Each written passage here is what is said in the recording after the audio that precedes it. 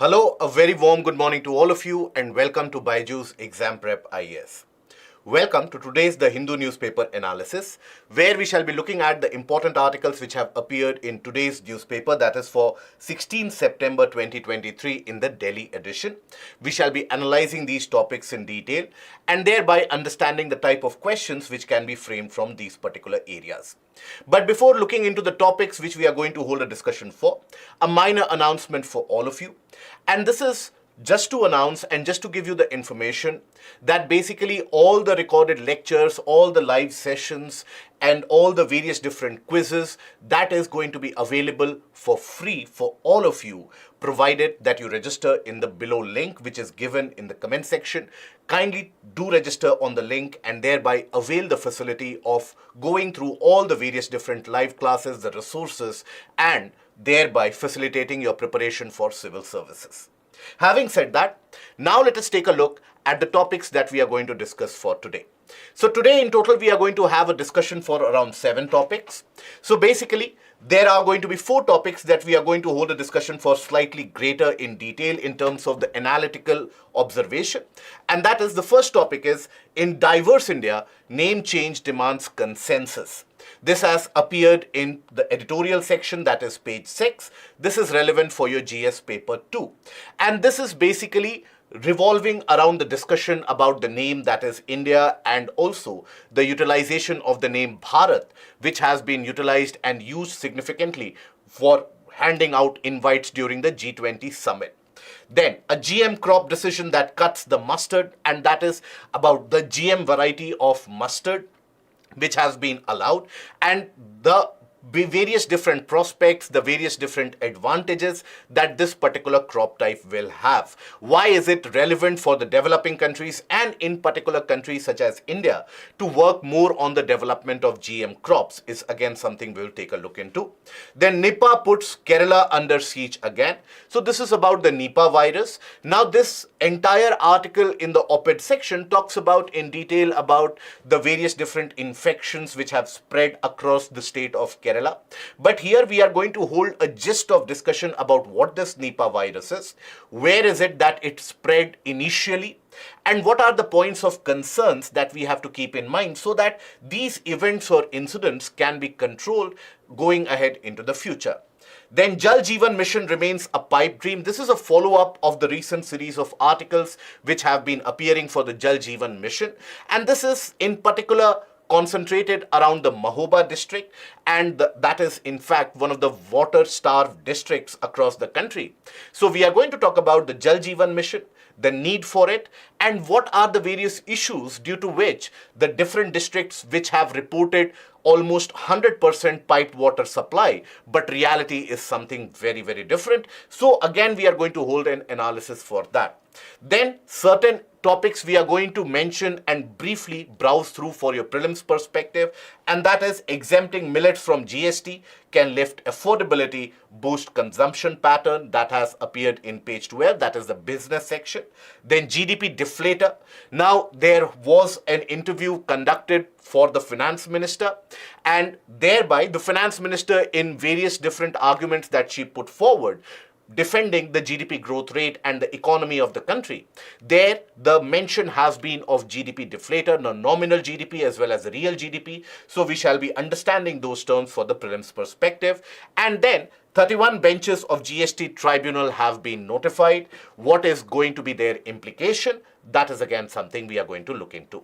So straightforward going into the first topic of the day, and that is the in diverse India name change demands consensus. This has appeared, as we have said before, in page 6, relevant for your GS paper 2. Now this article, first of all, understand the context in which this article has been written, the article has been presented. Now here we are going to present the various different viewpoints expressed in this article alone, and that is going to be the narrative that is going to be presented here. So first of all, this article talks about the fact that during the G20 presidency that India very proudly hosted, and India emerged as a kind of a very great victorious nation out of it, depending upon, and if you analyze the consensus that was arrived at in the Delhi Declaration, basically in the invites which were sent out, there was the mention of President of Bharat rather than President of India. Now that sparked and stoked a significant amount of controversy. And also, as and when many of you would have seen the videos and the images as well, when the Prime Minister was also making his speech, it was Bharat which was written in the nameplate and the placard in front of him. So there, that has stoked a lot of controversy about the name change. That are we going for a name change from India to Bharat, or is it something which is intrinsically present in the Constitution itself? And there have been many arguments which have been put forward that, look, Article 1 of the Constitution already talks about the fact that there can be the presence of two names and so on. So as this controversy keeps on emerging and erupting, and there have been various different speculations that it might be possible that the special session of the parliament which has been called upon, that might be one of the platforms to change the name from India to Bharat. So it is in that backdrop and in that context that this article has been presented and has been written. So first of all, what this article tells us is the fact that Article 1 is not presenting the alternate name. It is not presenting that the fact that India and Bharat both can be used simultaneously.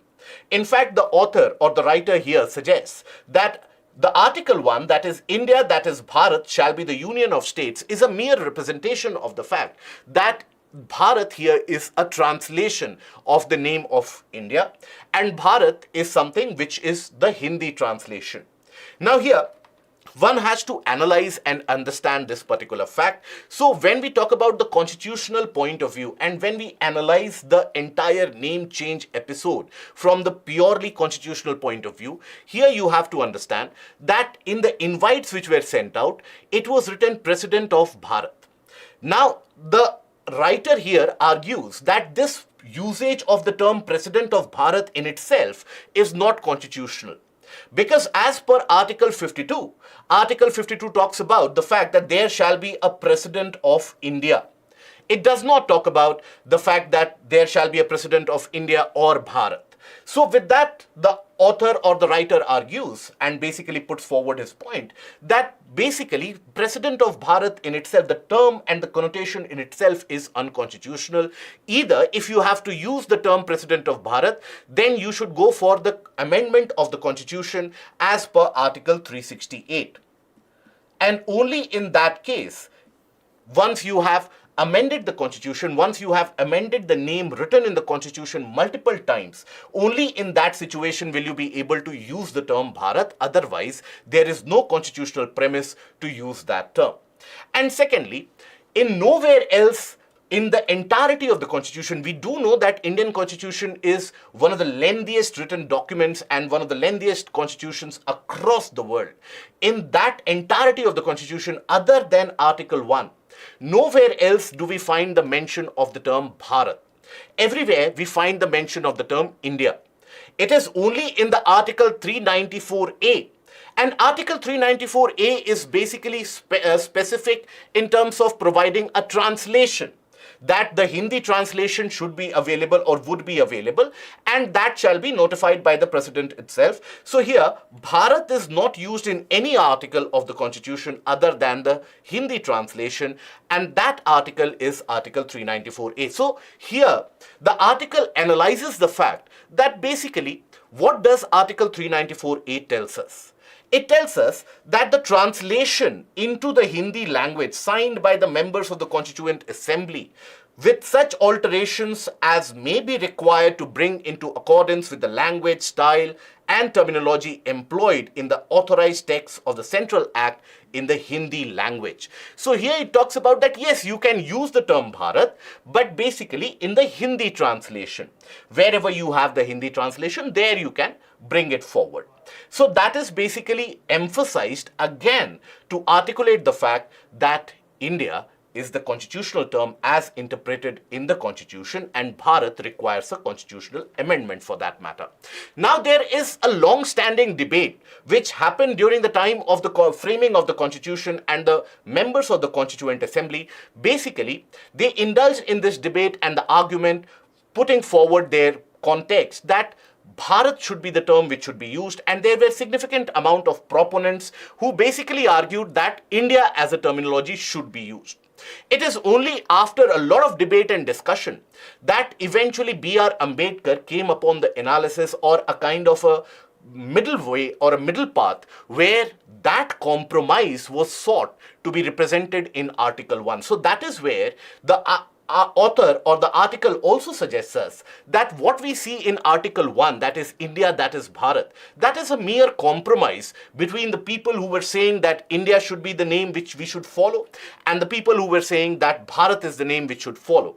So that is where it is thought to be a kind of a compromise. Even when we talk about the Part B of Article 394A, it talks about that the translation of the Constitution and every amendment should be published pursuant to the clause and shall be considered to have the same meaning as the original thereof. So all these basically indicate, the articles of the Constitution indicate that Bharat is a terminology which is not used significantly for official purposes.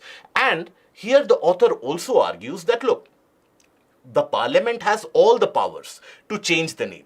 Wherever possible, whenever possible, Parliament has been given the power under Article 368, but using simultaneously two names, because till now officially the names that we were using was the Republic of India.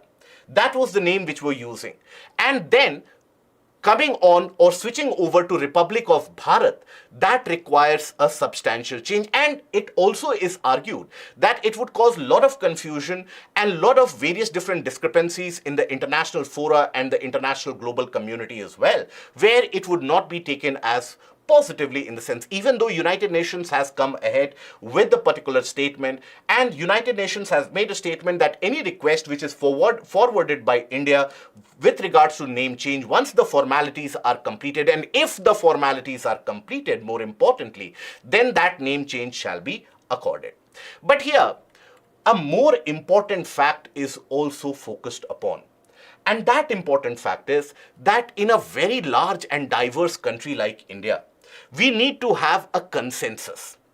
And going ahead and going forward for any kind of such major decisions, because please understand, calling the country by a particular name is something which is associated with the national pride of almost 140 crore people who live in this country, who call this country as their home. So basically, doing or taking any measure, any step whereby you don't take the entire population along in such a major issue such as the name change, that can cause a lot of various different grievances in different parts of the country, and that is never good. So which kind of consensus can we think about here? So consensus can be of various types. It can be the political consensus. It can be seeking the public opinion, first of all, because this has been done before. For example, we have all seen that how the denomination of rupees, this was changed, right? This was changed to from RS to this particular denomination. Now here, there was a national consensus which was built before that. Public opinion was sought before that. It is understandable that there is a lot of political fracas going around and a lot of political polarization going around, where the political parties, they don't see eye to eye with each other anymore. So there, it is absolutely understandable that sometimes building a political consensus on these issues can be very, very difficult. But at the same time, we can always basically incite the participation of the larger public, the larger population. And if we carry out the change after that, then it will be much more amenable and that will be much more acceptable. Okay, so that is what this entire article talked about, and that is what this entire article was about. That what this name change is, what are the arguments made by the people who support the name change, what are the arguments made by the people who oppose the name change. So again, a very quick recap in a couple of seconds. The people who are supporting, or the section of the population who is supporting the name change, they basically rely on the fact that it is already present in the Constitution, where both the terms India as well as Bharat has been used simultaneously. And that means some places we can use India, some places we can use Bharat. And also that section of the population also tends to argue that all it requires is a simple parliamentary resolution to accept the name change rather than requiring an amendment. But the section of the population who oppose that name change, they hold the argument that nowhere else in the entirety of the constitution is the term Bharat used, and in Article 1 where the term Bharat is used, that was a mere middle path which was chosen by B.R. Ambedkar to get rid of the various different conflicts which arose during the Constituent Assembly discussions where the constitution was being finalized, where a section of population was talking about the name India, a section of population was very well inclined towards adopting the name Bharat. And also, the people who are opposing this particular name change, they also tend to argue that the very tendency to use the term President of Bharat, that in itself becomes unconstitutional because Article 52, which provides the constitutional relevance to the President of the country for the first time in the Constitution, that Article 52 talks about President of India rather than President of Bharat. Now, this is an ongoing debate and discussion which shall go on for a substantial amount of time. So here, please understand that you have to be following these particular nuances so that you understand few of the basic facets of the Constitution. UPSC is never going to ask you a question that whether India should be the name or Bharat should be the name. UPSC never relies on such controversial questions for the mains examination. So what is it that UPSC can ask you from these particular areas? So UPSC can always ask you about Article 394A, about the relevance of Article 1, about the relevance of Article 52, and so on. So that is where you have to extract the important parts from this discussion, and as this discussion rages on, and by the looks and the feels of it, it is going to go on for some substantial amount of time, at least for a few weeks altogether. So just analyze which are the facets of Constituent Assembly discussion which are put into the question, and thereby you can extract maximum out of it. Moving on to the second question. A GM crop decision that cuts the mustard. And this is a particular article which revolves around the introduction of the genetically modified crop of mustard, and that is DMH 11. By the way, this article has also appeared in the editorial section, that is page 6. This is going to be relevant for your GS paper 3. Okay, now DMH 11, or the genetically modified variety of mustard, is one of the second, or after the BT cotton, which was also a genetically modified variety of cotton. After that, it is the second genetically modified variety which has been given approval to be introduced in the country. Now, here this particular article focuses upon the fact that what is the requirement of going through the genetic modification of the crops? Is it absolutely required? Because across the globe, there are large number of naysayers, there are large number of sections of the population and the environmentalists who basically are opposing the introduction of genetically modified variety of crops. So this article talks about the importance of it. But here, what we are going to analyze is, first of all, the requirement of genetically modified crops across the developing nations of the world. Then, the requirement of genetically modified crops specifically for India. Why is it that India requires it so much? But at the same time, we shall also be analyzing the concerns which have been raised for the genetic modification of crops. Historically, you have to understand that few of the crop types in general, such as maize, soybean,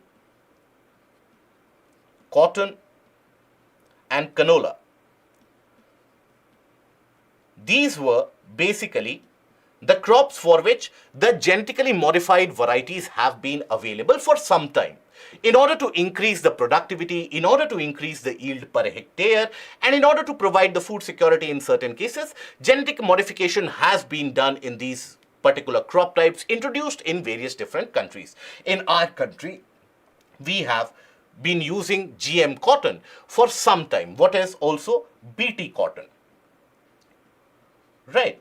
This is the one which has been used in our country for some time. So let us analyze, why is it that we need the GM crops in order to benefit the developing nations? How is it that the developing nations are going to extract some benefit out of it? First of all, Sustainable Development Goal number 2.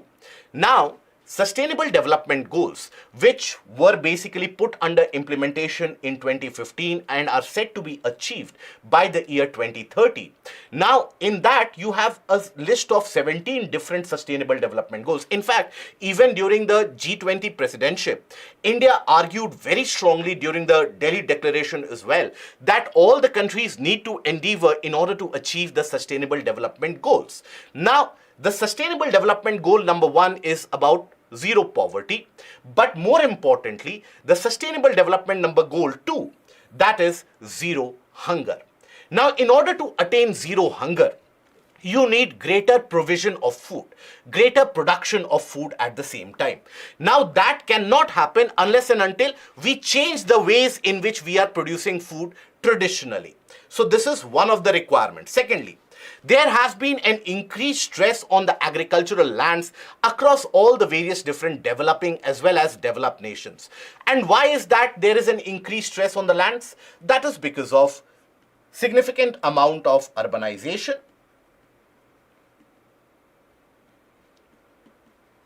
right? Then also infrastructure building because of that.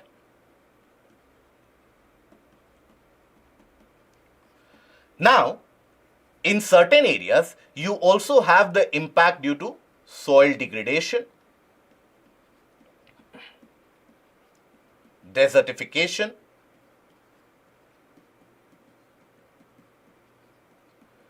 so what this has done, it has provided a significant amount of stress on the existing agricultural lands, where the arable lands or the cultivable lands, they are not increasing with the same proportion as is the demand for the nutritious food.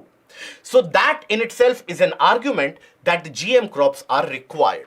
Population pressure is also always increasing, so that puts food security under risk. And that food security needs to be provided quite significantly. Then climate change. Now, climate change is no longer a theoretical discussion that the world is holding, that somewhere down ahead into the future, we will have the impact of climate change and we should be prepared for that. Climate change is an event, is a phenomena that is already upon us. And what we are experiencing on our day-to-day lives in terms of variation of temperature, in terms of variation in rainfall pattern, that is mere impact or a mere implication of climate change. So in that background, you have to understand that already significant amount of crop losses are happening across the world due to climate change. In India itself, if you think about it, in 2022, that is last year, our overall wheat production was impacted due to incessant amount of heat wave which were prevalent during the months of March, April and May. So in 2022, our wheat production was impacted due to climate change, and that caused India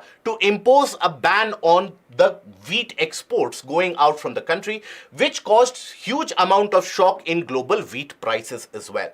So this is one of the factors. Also, unseasonal rainfall and variation in rainfall that we have experienced even this year. Now that has impacted the sowing of the kharif crop such as rice, and that has basically again impacted the overall productivity. So the food crops are getting impacted quite significantly. But also with climate change, not only heat waves, not only incessant rainfall, you also have to understand that the rainfall pattern in itself is changing. Rather than having some amount of rainfall on a regular basis, what we are having is few spells of excessive rainfall causing flash floods, huge amount of inundation, followed by an excessively long dry spell.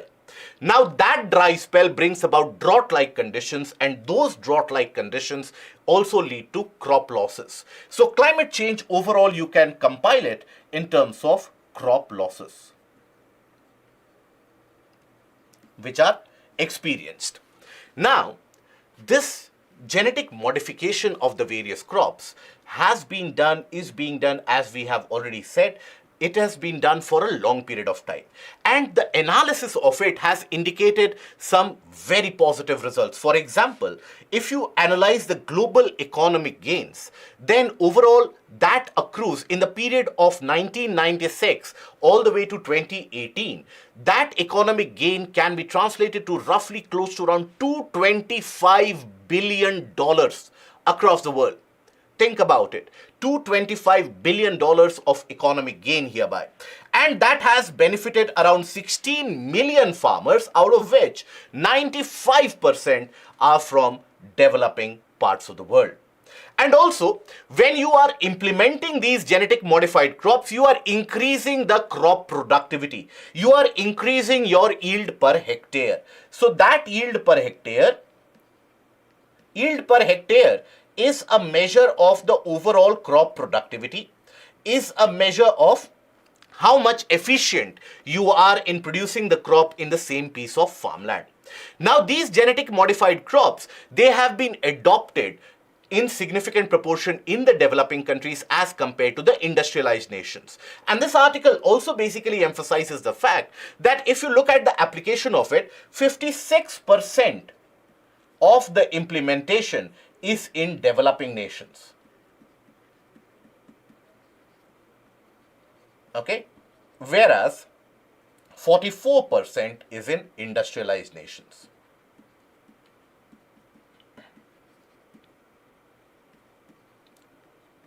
So this again highlights the fact that you need a kind of a implementation of the same mechanism because it is benefiting the developing nations of the world. And India, which seeks itself to be in a position as a leader for the global south, India cannot ignore the requirement of these GM crops. It has benefited close to around 26% of the global population as well.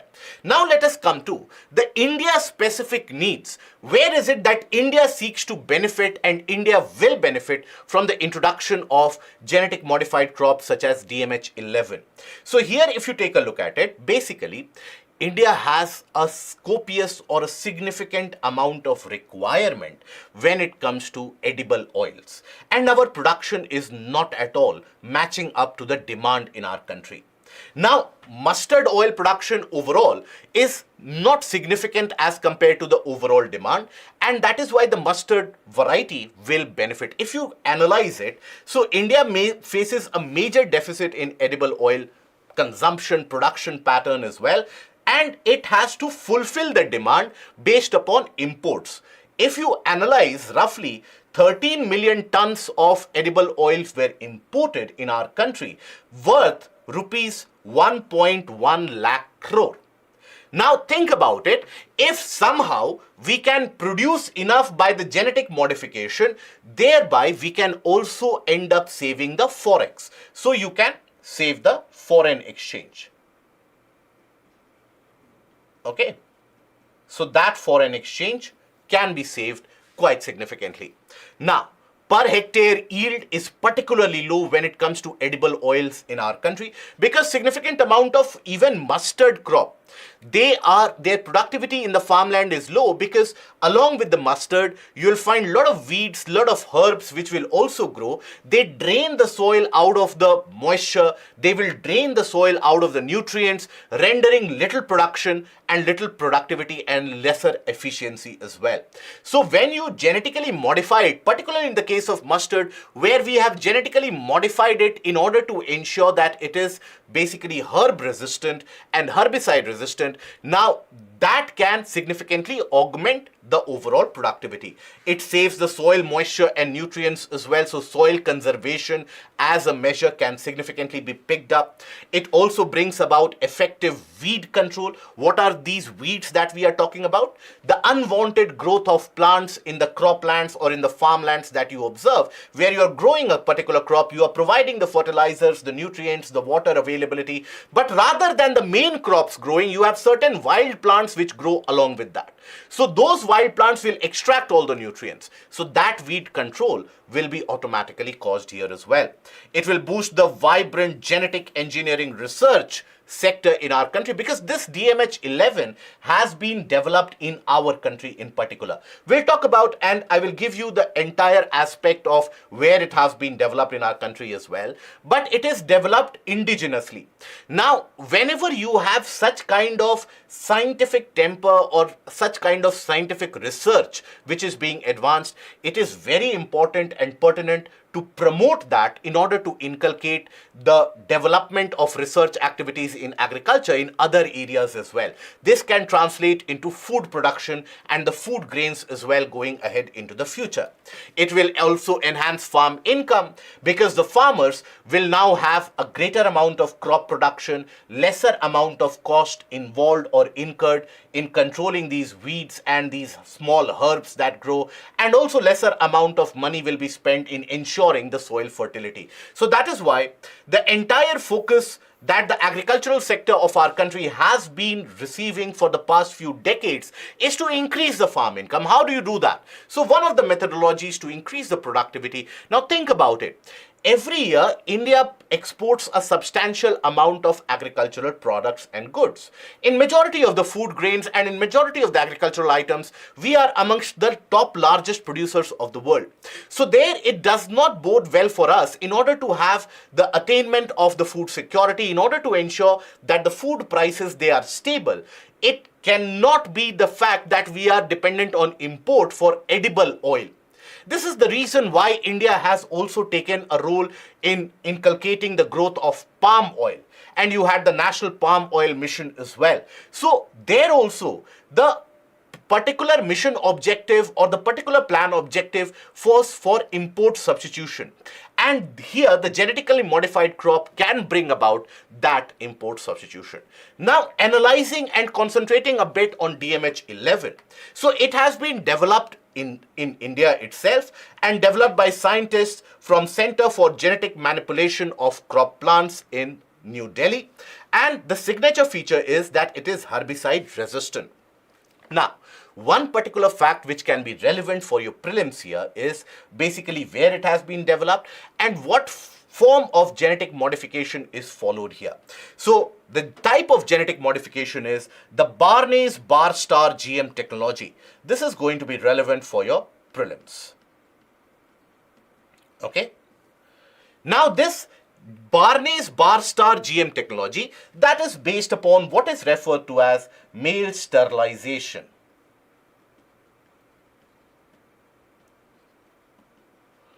Okay.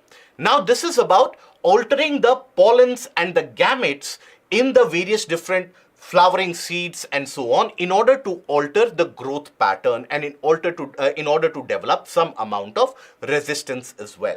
Now, researchers basically, they brought forward an Indian variety that is Varuna, that was the Barney's line, with an East European that is early Hera 2 mutant, that was the Bar Star line. It was both of these which were mutated to form the DMH11. So this is something which you have to focus upon. Now it contains three important genes, that is Bar gene, Barney's and Bar Star. Okay, and it would bring about a high yielding variety of the mustard crop as well. Now here, what are the concerns which are raised? Why is it that there is so much amount of anxiety amongst the environmentologists across the world, in our country as well, that these GM crops should be handled with carefully? So we have to analyze both the aspects, the benefit we have taken a look into. So what are the concerns and the challenges going ahead? First is availability. Now, availability of these GM crops need to be ensured. In order to understand that, for example, when we have a scenario in our country where almost 86.7%, as per the economic survey, around 86.7% of farmers in our country, they are basically in the category of small or marginal. Okay, these are the small or marginal farmers. Now, in this situation, you have to understand that not every farmer will have the access to the best variety of seeds, the best variety of crops out there. So one has to ensure and be on the watch out that this does not create a divide of have and have not. That if you have the resources, you can go for the better variety of seeds. Now, in that case, the poorer section, the poorer farmers, the small farmers, they will always be at a disadvantage. So that is being talked about significantly. So availability has to be ensured.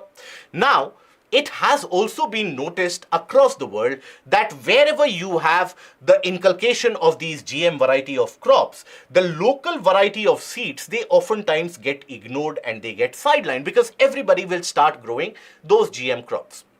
Now, in many of the cases, it has also been observed, for example, in maize, it has been observed that the GM variety, they show a lesser tolerance to climate change as compared to the local variety.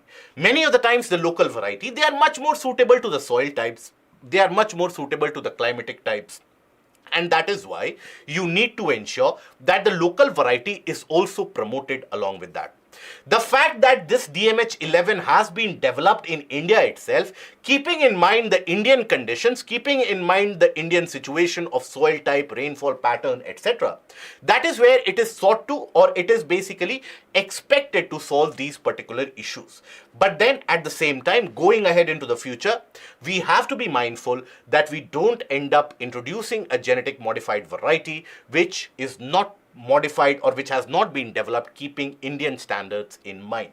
Then, when you develop, let's suppose the GM variety of here, let's suppose we talk about mustard, which is herbicide resistant.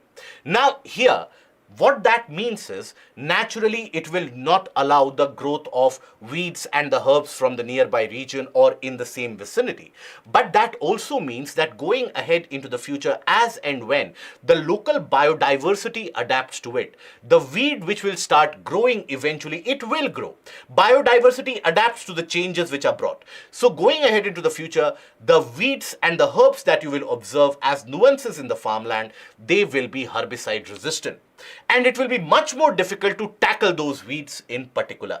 So while we are developing these GM varieties, we also need to tackle the contingencies which arrive. We also need to tackle or keep in mind the various issues which can erupt once you introduce these particular varieties. Okay? Now, moving on to the next topic. Next topic is about the Nipah virus, which is again spreading itself in the state of Kerala. This has appeared in the op-ed section. This has appeared in page 7. This is again relevant for your GS paper 3. Now, Nipah virus, which in our country is particularly restricted as of now in the state of Kerala. Now in India, it is spreading via the respiratory droplets, that is air transmission is happening. And it is particularly dangerous because if you consider the fatality rate, that is the number of people who get infected and how many proportion of those getting infected, they eventually tend to lose their lives. So the fatality rate of this particular Nipah virus is very high. It is around 40 to 70%. That is very, very high. Just to give you a context, all of us basically witnessed the suffering that the world faced due to COVID pandemic and due to the COVID virus. Just to give you a context, COVID had a fatality rate. So Nipah has a fatality rate of 40 to 70%. COVID had a fatality rate of 3 to 4%. And we saw what COVID could do. Once it started spreading, we saw what it had the potential to do. So in that case, one needs to take the Nipah virus with utmost significant amount of seriousness. Now here again, a prelims type of question can be framed. And it can be framed because the general perception and the conception is always going to be the fact that COVID is one of the worst kind of virus that was introduced into the human civilization. But here, if a question is framed that Nipah can be more deadly than COVID, majority of the candidates will end up committing the mistake of thinking that no, COVID was more dangerous. But here you have to rely upon the fatality rate. Now, how is it that Nipah virus basically spreads? So it spreads from animals to humans, and eventually from humans to human transmission can also happen.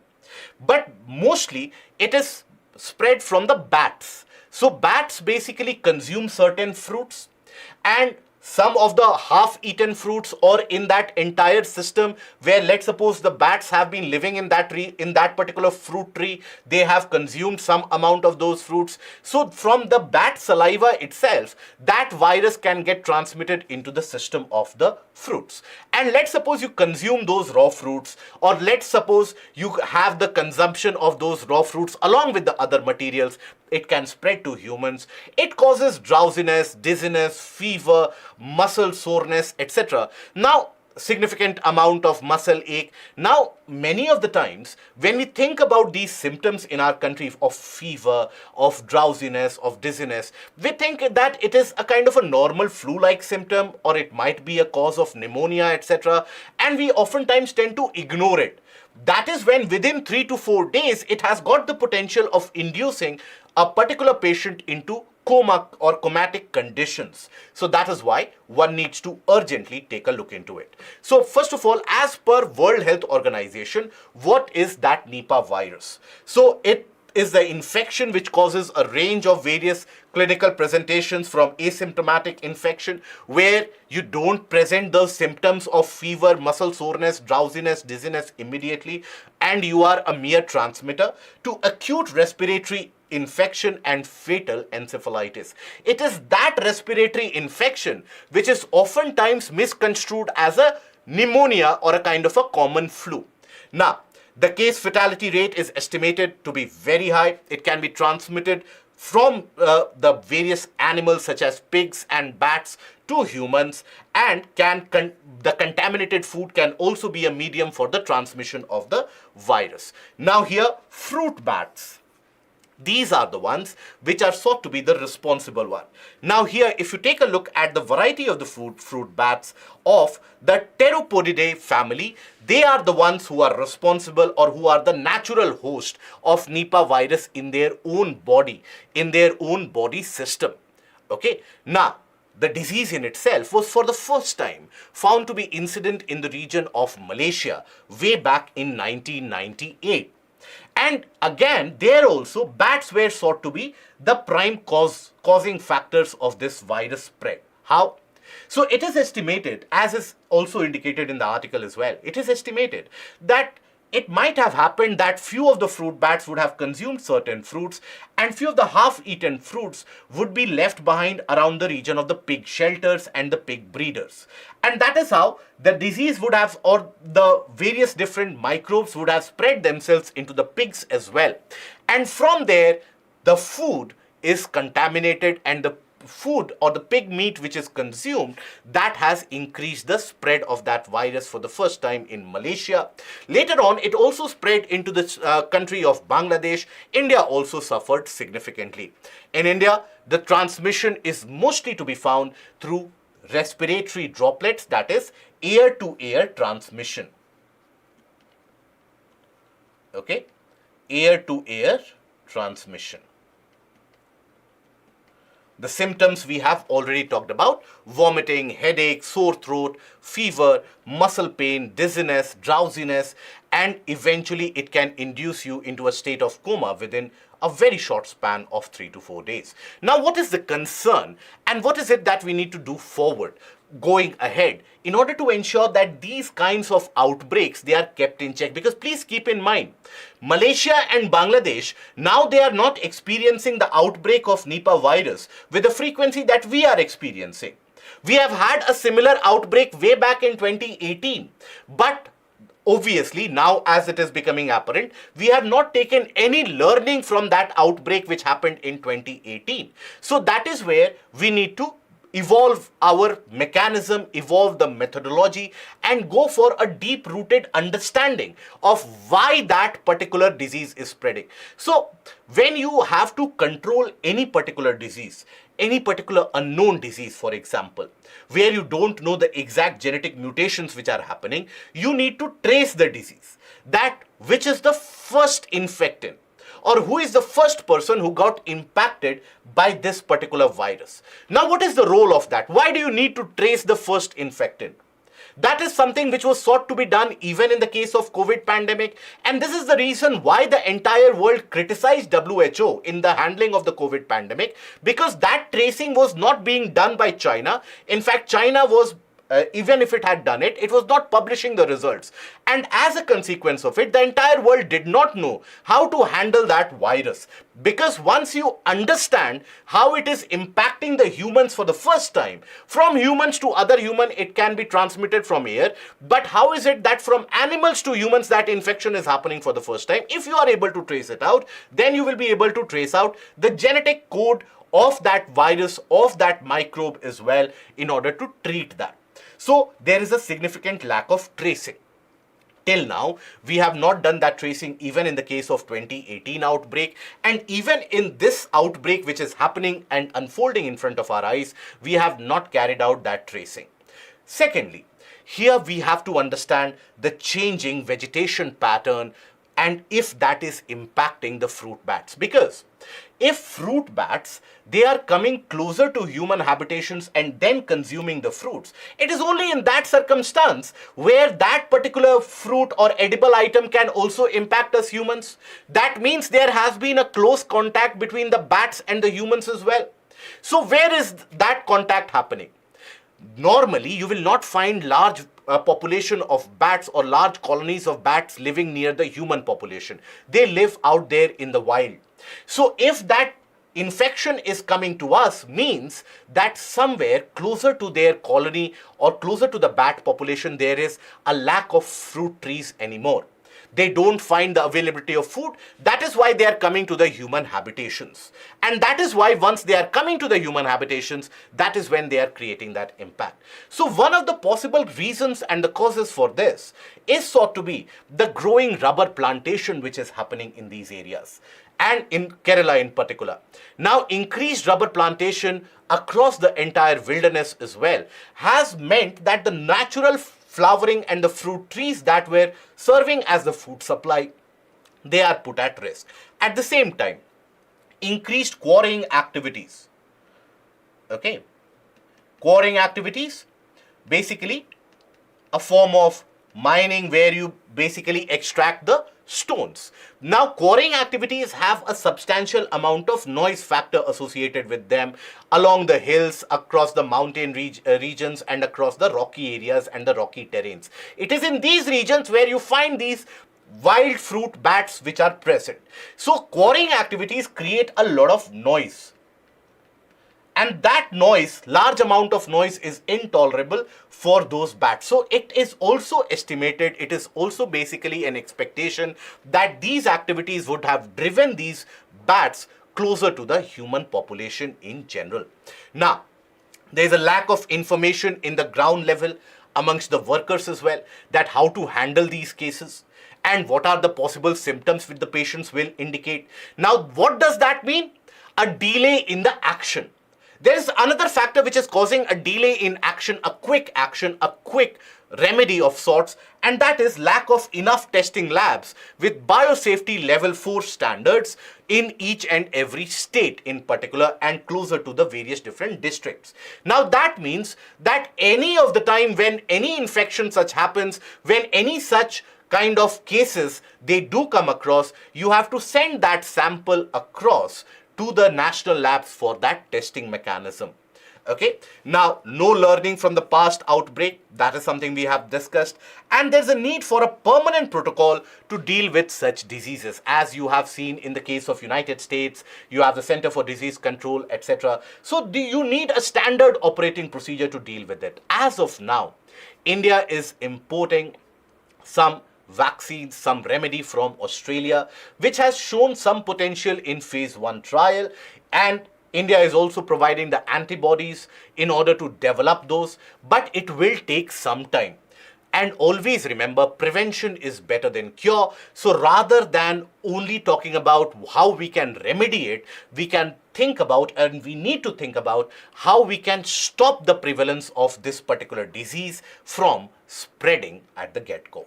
Okay, now these are the learnings, and these can be implemented, these learnings can be implemented in various different types of disease outbreaks that we observe. Now, Then comes another topic, which is a ongoing part of the series of discussion that you find in the past few days about the Jal Jeevan Mission.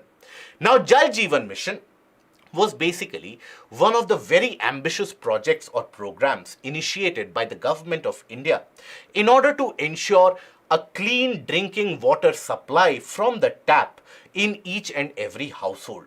This was announced way back in 2019 by the Prime Minister on the ramparts of the Red Fort on the eve of the Independence Day. And that is when the entire country embraced this Jal Jeevan Mission to bring about water security in the country. Now, there have been varying rates of successes observed in various different parts of the country. Obviously, the success is not ever comprehensive, and this article talks about the case of the Mahoba district. Now, Mahoba district in Uttar Pradesh, now it is severely water starved. It has got significantly lack of availability of water for a major part of the year in itself.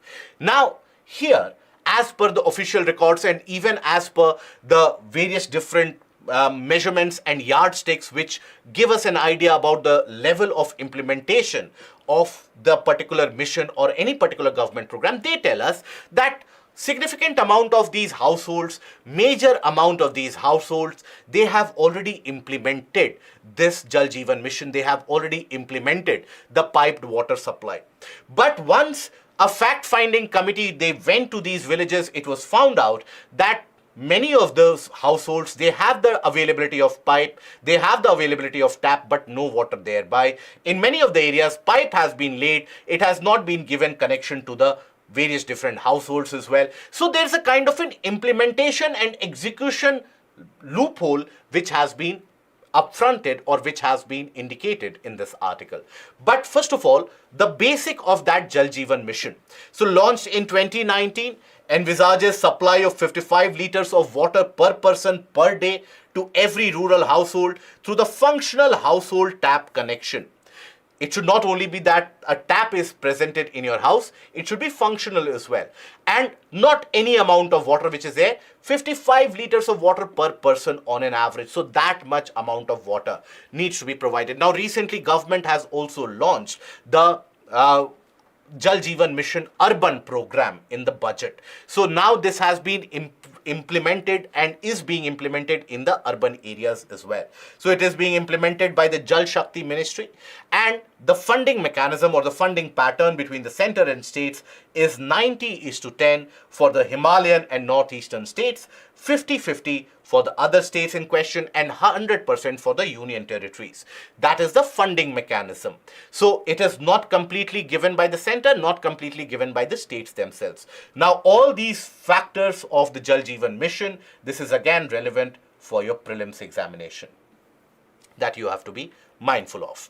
Now, what is the requirement of it? What is the need for providing the Jal Jeevan Mission? First of all, in the case where we are all grappling with increased incidence of droughts, increased issues due to heat waves, etc., water security is of utmost requirement. And that water security is also associated with the health. And health indicators, they also indicate an improvement if you ensure there is water security and availability of clean drinking water. You have various different types of diseases which spread due to contaminated water themselves. For example, if you consider diseases such as hepatitis, then sometimes even in certain cases you have typhoid. Then, for example, you have the Blackfoot disease. Now, Blackfoot disease is caused by the contamination of arsenic. Now, arsenic contamination is something which is increasingly becoming predominant in the plain regions and the northern plains of the country. So, that is again another point of concern. Then you have fluorosis, where the gums and the teeth, they start becoming impacted, they start becoming weaker due to fluoride poisoning, especially at the younger age. So there is again, by bioaccumulation, the fluoride contamination increases in the body, and that causes fluorosis. Other than that, you have various other kinds of diseases as well that you might be aware of. For example, cadmium contamination. Cadmium contamination causes itai disease, or ouch disease as it is referred to. Now that causes the stiffening of the joints, and that becomes very painful. In order to bend any of your limbs, it becomes very painful. Then you also have nitrate contamination.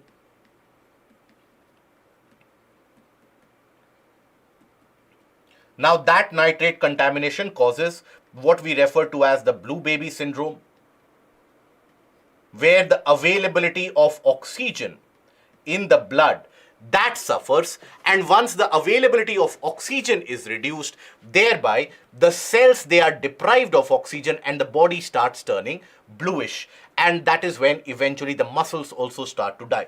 So because of contaminated water, these are the issues which are prevalent. These are the various diseases which can happen, and they do impact us. Now, when you have lesser amount of water, or let's suppose you have only one well from which many of the villages they are relying upon for the availability of water, any contamination, any kind of infection which spreads in that well, that can impact a large section of the population. But here, availability of water security is also important for promotion of gender equality. How is it so? Because in majority of the cases, as we have discussed earlier as well, when it comes to fetching water, it is generally the female members of the family who are indulged in this task of carrying water or fetching water from one area to another. So in that situation, if let's suppose at your household level as well, in itself you have the availability of clean drinking water, the women will not require to go for such large distances for the fetching of water. And you have to understand, and that is a reality that we cannot shy away from, that in many of these cases, the various different types of exploitation which is handed out to the women population, it happens during this journey to fetch water and bring it back. Many of the times they suffer from various different diseases, they suffer from various different illnesses because of this issue as they go ahead in groups to fetch the water, and also sexual exploitation and other forms of exploitation are also rampant. That is why we need to provide this. That is why Jal Jeevan Mission is important. But what are the concerns which have been indicated as of now when you measure the prevalence and the implementation of this mission? Firstly, there has been a kind of an imperfect reporting and imperfect reportage. So that feedback mechanism, which is a very important part in the entire governance structure, that feedback mechanism is important to understand where is it that your implementation is getting hampered, where is it that you need to bring about a change. So that imperfect reporting is hampering that feedback mechanism. Supply side problems are also significant. There is a lack of availability of clean water. Then commissioning of pipes. Now, the piped water supply, you have one long pipe which needs to be commissioned to provide water supply to many villages, many districts. Now, in that case, if let's suppose there is an issue at one of the regions in this pipe, one of the leakages or one of the blockages which have happened, that means interruption of supply in that entirety of the wide area. So this is a major pain point as of now. Obviously, it is also one of the teething issues which is faced whenever a new program or a new project is being implemented. It will automatically get remedied as and when once this program is implemented, and then you go for the rectification and a proper functionality of the program, then these issues already they are taken care of. But as of now, these issues are very pervasive and prevalent. Then lack of localized backup supply systems, because in many of the areas the administration is reliant on one central supply source. So again, that same issue arises, that supply source is critical, and in case there is any issue with the pipe, etc., you need to have a localized pond or a localized, let's suppose, a filtration system plant in maybe 2 districts taken together or a few taluks taken together, so that there can be a backup supply which can be provided as well. So once these things are done, once proper feedback is taken from the citizens themselves, and thereby it is ensured that whatever changes are required in the policy perspective that is implemented, only then we will have a long-lasting solution and a long-lasting, fruitful implementation of the Jal Jeevan Mission. But nonetheless, this mission is very, very important for a country like India, where water security is going to be at risk due to climate change. Now coming to certain topics relevant for your prelims. So here, one of the topic is exempting millets from GST can lift affordability and boost consumption. Now here, basically, this article talks about the fact that once you, and it argues, the industry leaders, they have argued that if you provide the exemption from GST in the case of millets, that will encourage the community, the industries to basically process more millets. That will increase the demand. Okay, because that means if you exempt GST, then that means the cost will be less. Cost will be substantially lesser, cost will be significantly controlled. And when cost is less, that means demand will be higher. Anyways, when we talk about millets, 2023 has been declared as International Year of Millets, that all of us are aware of. Now, you have to know that before the onset of Green Revolution, where the entire focus was laid upon the increased production of the food grains, before that, the major production of the crops which were happening were in the case of the millets. Millets have been grown in this region for thousands of years in particular. So this is also known as a poor man's friend or a poor farmer's friend, where the millets can serve as the food supply as well, the fodder supply as well. So thereby, and it doesn't require significant amount of care. It doesn't require significant amount of irrigation facilities. In a country where almost 60% of the cultivable land doesn't have irrigational facilities, millets need to be promoted. One of the methods is to exempt it from GST. Now, obviously, as far as implementation of it is concerned, there are issues there as well. But overall, when we talk about Indian aim and our own aim and goals that we have set, so we have set a goal to basically export close to around $100 million of millets in the coming years. And also we have set an aim to increase our global supply for millets, becoming the producer of the world. It also talks about the fact that few of the measures taken by the government already have initiated or basically has brought about the positive results. One of those factors is the fact that there has been an increased promotion and increased awareness programs run across the world, across the country as well. So now more people are aware about the benefits of the millets as well. Even during the G20 President's dinner, which was hosted.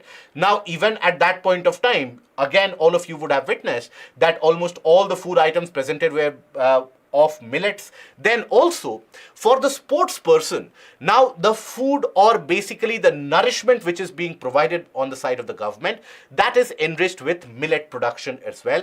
That has brought about positive results. So once it really picks up, it will bring about farm prosperity, increase the farm income, reduce the impact of climate change in the sense that drought resilient crops, millets are generally drought resilient, they can also grow, and even in the cases of lack of infrastructure facilities, millets can be grown. So these are the benefits, and exemption of GST can always augment this. Now then we come to another article, and that is wrong to assess economic activity on GDP alone. That is indicated, or that was basically a statement made by the finance minister on one of the interviews that she appeared on, where basically she argued the fact that industrial production, the various different, the PMI index, etc., all of them indicate that the economy is doing well, but we are not concerned with those particular arguments. In this article, what has been highlighted is the fact of nominal and real GDP, and also the topic or the term of GDP deflator. So what is that? So just you have to be aware of that. So nominal and real GDP. Nominal GDP is the GDP that is evaluated at the present market prices. That is, if you consider, let's suppose the GDP growth rate of this particular quarter, let's suppose is 7.8%, that will be the nominal GDP that you are referring to. But when we talk about real GDP, understand the term here is used that is real. So when you use the term real GDP, that talks about the inflation adjusted GDP, where you take a stock of the GDP growth rate, keeping one of the fixed years as a yardstick. And accordingly, as per the inflation, you adjust the production. Because please understand, the cost of production, etc., all of that varies because of the inflation rate. And when the inflation is close to around 4% to 6% to 7%, so that is when the real and the nominal GDP, that difference starts emerging. So real GDP is known as inflation corrected GDP or the constant price GDP. Analyzes the rate of all commodities and services manufactured for a fixed year. That fixed year serves as a yardstick to measure the rate of inflation. Now, there also comes a term that is GDP deflator. GDP deflator for any economy will give you an idea about the rate of economic growth, real economic growth which is happening at the same time, gives you an idea about the rate of inflation. So that GDP deflator is the ratio of the nominal GDP by the real GDP multiplied by 100. So these are the few of the technical terminologies which have been asked repeatedly in the economics section of the prelims examination for civil services. So you have to keep that in mind moving ahead. Now, then coming over to the last article, and that is the government notifies 31 benches of GST appellate tribunal.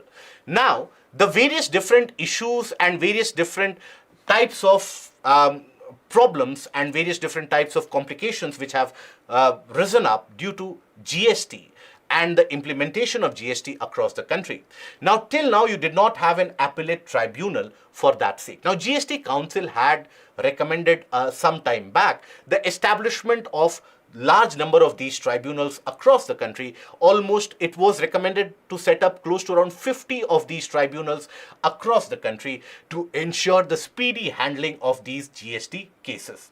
But then there has been some delay in establishment of these tribunals, and what the government is saying is that we have started it off now in some areas. Wherever you have the high court benches and wherever you have the judiciary present, there we have started it, and slowly and steadily we'll spread it across the various parts of the country.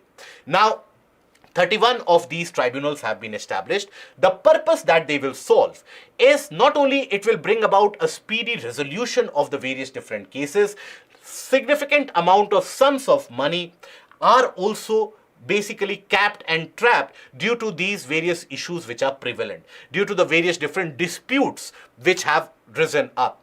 Now, many of these disputes have ended up on the doorsteps of the high courts. Now, because of lack of a specialized tribunal, where will the people go? If you have a dispute, where will you go?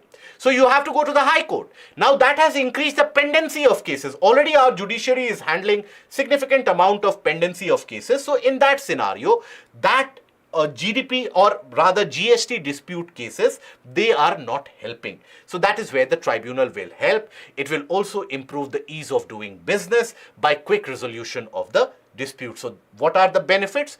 Quick resolution of disputes, improved ease of doing business, also a kind of reduced pendency of cases in front of the high courts, which will also bring about an increased efficiency in the disposal of cases at the side of the high court as well. Now let us take a look at the subjective type of questions which can be framed from here. So discuss the role that the GM crops can play in developing economies across the globe. Now, this is a 10 marker of 150 word answer which needs to be written. So what you can do here is, introduction here has to talk about the GM crops. What do we mean by GM crops? Okay. Very briefly, 15 to 20 words, that is all. Genetically modified, where the crops or the seeds have been genetically modified to withstand excessive drought conditions or infections by certain microorganisms, or make them tolerant to certain external situations or circumstances. That is it. Now, after that, in the body part, you can start your answer by saying that the basic introduction of these GM crops is not something which is very new. 4 major crops, that is maize, cotton, canola, soybean, there the GM crops or the GM varieties have been made available for a very long time, and introduction has been happening for the various other crop types. India has already introduced BT cotton, which is a genetically modified variety, and now has introduced DMH11, which is a genetically modified variety of mustard oil. Now, this is a premise that you need to provide in the body to set the context and to indicate to the evaluator that you know the status of the genetic modification which is happening, which is being implemented in our country. Now, after that, what you can do is you can present these benefits in a kind of a representative manner or a graphical representation. Please understand, the representation of diagrams or images is not only restricted to subjects such as geography and science and tech. These diagrams and images need to be represented, need to be inculcated in all the answers. That is when you will outscore your competition. So you can bring about, or you can include certain aspects here, the benefits to the developing countries that we have discussed. You can talk about the India specific benefits. If there is not enough scope for the words here, do the bubble sorting in the case, or not exactly bubble sorting, but bubble form of representation, that is benefits to India, for example. Okay. And what you can do is, with the help of bubble representation, you can talk about, let's suppose, import bill. Okay. Then you can talk about yield per hectare, farm income. Like that, you can basically diversify your answer. At the end of it, you have to write about, in the conclusion, again very briefly, that how these GM crops, they can support the agricultural system, they can improve the agricultural efficiency going ahead into the future and help us achieve SDG goal number 2. Now, the second question, discuss the importance of Jal Jeevan Mission in ensuring well-being of the rural sector in the country. This is only about the rural sector. So here in the introduction, the brief that we discussed about the Jal Jeevan Mission, that is the what of it. Okay. That is basically, when is it that the Jal Jeevan Mission was introduced? 2019. Jal Shakti Ministry, which ministry handles it? What is basically the aim of the amount of water which needs to be available per capita? Now, safe, clean drinking water, that will be your introduction. Now, in the introduction, it is important to highlight the basics of Jal Jeevan Mission. Introduction should not be very long. Introduction, at max in this case, because you are highlighting the entire program itself, should be around 30 to 35 words. Just express it, each of the points, in single sentences. But it should not be a bullet-wise format. It has to be a paragraph-wise format. Eventually, in the body, you have to talk about the benefits accrued, where you have to talk about gender equality, you have to talk about water security, you have to talk about the importance of it in climate change, tackling climate change also, and also contamination. So here again, you can use that kind of a flow chart to indicate the kinds of contamination and the kinds of diseases which happen due to contamination. That will also enrich your answer. It will provide a value addition. In conclusion, you have to talk about that moving ahead into this 21st century, availability of clean drinking water for everyone is a must if we seek the attainment of welfareism for all. That is how you can end the answer with a positive note. Okay, so that is all from our side for today's discussion for the newspaper analysis. If you have liked the analysis, please don't forget to click on the like, share and the subscribe button.